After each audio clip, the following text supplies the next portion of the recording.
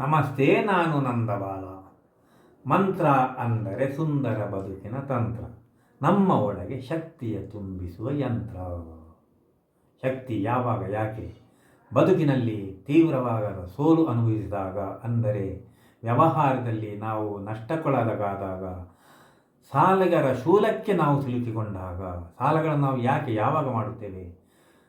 ಹಲವು ಸಲ ಬದುಕಿನ ಅನಿವಾರ್ಯತೆಗಾಗಿ ಮಾಡಲೇಬೇಕಾಗುತ್ತದೆ, ಬೇರೆ ದಾರಿ ಇಲ್ಲ.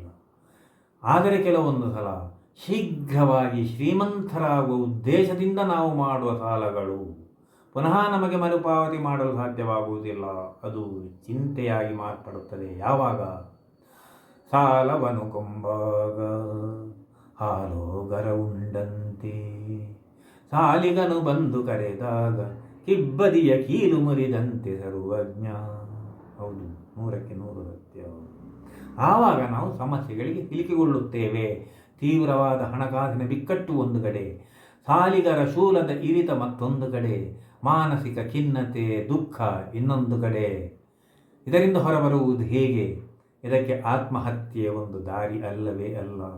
ಬದಲಾಗಿ ಆಧ್ಯಾತ್ಮಿಕ ಶಕ್ತಿಯನ್ನು ನಾವು ತುಂಬಿಸಿಕೊಳ್ಳಬೇಕು. ಹೇಗೆ?